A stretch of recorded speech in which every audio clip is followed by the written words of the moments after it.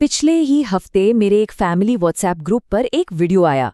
Video में कोई अपने किचन में बड़े आराम से एक अंडे को जला रहा था और दावा कर रहा था कि ये देखिए, ये तो प्लास्टिक से बना है। सच कहूं तो वीडियो इतना असली लग रहा था ना कि एक पल के लिए मैं भी सोच में पड़ गई।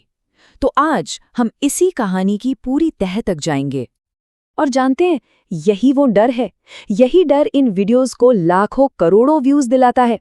प्लास्टिक अंडे की कहानी सोशल मीडिया की सबसे कामयाब फेक स्टोरीज में से एक है। क्यों?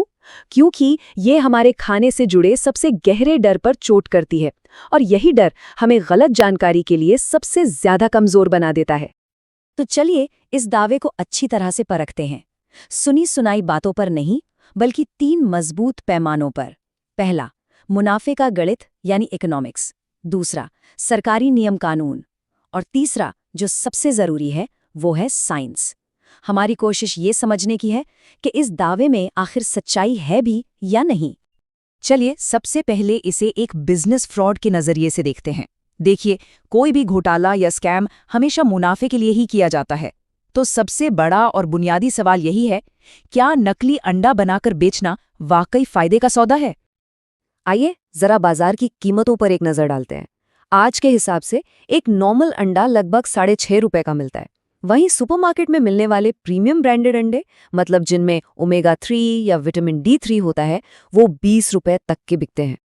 आप जरा सोचिए, अगर किसी को नकली अंडा बनाना हो, उसे सोडियम एल्जिनेट्स जैसे केमिकल्स चाहिए होंगे, साथ ही सिंथेटिक रंग, और सबसे बड़ी चुनौती, अंडे का वो नाजुक और असली जैसा छिलका बनाने के लिए बहुत ही प्रिसिजन वाली मशीनरी लगेगी। इन सबको अगर मिला दें तो एक नकली अंडा बनाने की जो लागत आएगी, वो कम से कम 30 रुपए होगी। तो हिसाब तो बिल्कुल साफ है ना? कोई स्कैमर भला 30 रुपए लगाकर एक नकली अंडा क्यों बनाएगा, जिसे बाजार में उसे असली अंडे से भी कम दाम यानी 6-7 रुपए में बेचना पड़े? ये तो सीधे सीधे घाटे का सौदा है। मतलब इकोनॉमिक्स के नजरिए से तो ये पूरी थ्योरी ही बेकार है। ठीक है, तो पैसों के हिसाब से ये बात बेदम लगती है, लेकिन फिर भी लोगों के मन में डर तो है। हमारी सरकारी संस्थाएं जैसे FSSAI इस बारे में क्या कहती है? चलिए अब अपनी पड़ताल के दूसरे पड़ाव की ओर बढ़ते हैं। FSI यानी कि food safety and standards authority of India ने कई बार इस पर सफाई दी है।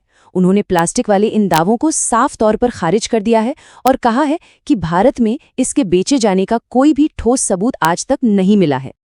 इसी तरह AOZ नाम के केमिकल को लेकर भी खूब डराया गया, जबकि सच ये है कि इसकी 1.0 माइक्रोग्राम प्रति किलो की मात्रा सिर्फ एक रेगुलेटरी बेंचमार्क है। इसे ऐसे समझिए जैसे आप आंखों का टेस्ट कराने जाएं और डॉक्टर सबसे छोटी लाइन पढ़ने को कहे। वो लाइन आपकी नज़र की सीमा बताती है, ये नहीं कि आप लीगली ब्लाइंड है। ये सिर्फ लैब में जांच करने की सबसे निचली लिमिट है, जहरीला होने का लेवल नहीं। तो फिर ये ब्रांडेड अंडे इतने महंगे क्यों हैं? इसका कारण नकली होना नहीं, बल्कि सुरक्षा और क्वालिटी पर सरकार की बढ़ती सख्ती है। आज ये अंडे 11 से ज़्यादा सेफ्टी चेक से गुजरते हैं, एंटीबायोटिक फ्री होते हैं, और आप QR कोड स्कैन करके ये भी पता लगा सकते हैं कि अंडा किस फार्म से आया है। ये तो इस बात का सबूत है कि सिस्टम काम कर रहा है, ना कि कोई घोटाला हो रहा है। ठीक है, तो मुनाफे का गणित और सरकारी रुख दोनों इस कहानी के खिलाफ हैं। लेकिन मेरे दिमाग में अभी भी वो वीडियोस घूम रहे हैं। उन तथाकथित किचन टेस्ट का सच क्या है? अब हम इस अफवाह के तीसरे और सबसे मजबूत स्तंभ पर आते हैं, साइंस। सबसे कॉमन टेस्ट है मेम्ब्रेन स्ट्रेच टेस्ट, जिसमें अंडे के अंदर की पतली झिल्ली को खींचकर दिखाया जाता है कि देखो, ये प्लास्टिक की तरह खींच रही है। असल में ये झिल्ली कोलेजन प्रोटीन से बनी होती है, जिसमें कुदरती तौर पर लचीलापन होता है। अगर आप इसे जलाएंगे ना, तो इससे प्लास्टिक जैसी नहीं, बल्कि बाल जलने जैसी गंध आएगी। क्यों? क्योंकि हमारे बाल भी तो प्रोटीन से ही बने होते हैं। फिर आता है फ्लोट टेस्ट, जिसमें कहते हैं कि तैरने वाला अंडा नकली है। ये टेस्ट भी अंडे के नकली या असली होने का नहीं, बल्कि उसके ताज़ा या बासी होने का पैमाना है। जैसे जैसे अंडा पुराना होता है, उसके अंदर हवा की थैली बड़ी होती जाती है, जो उसे पानी में तैरने में मदद करती है। ये शुद्ध रूप से बायोलॉजी है, कोई फ्रॉड नहीं।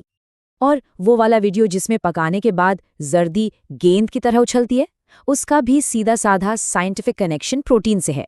जब हम अंडे को ज़रूरत से ज़्यादा उबालते हैं तो उसकी जर्दी के प्रोटीन आपस में कसकर जुड़ जाते हैं, सारी नमी खो देते हैं और सख्त व रबड़ जैसे हो जाते हैं।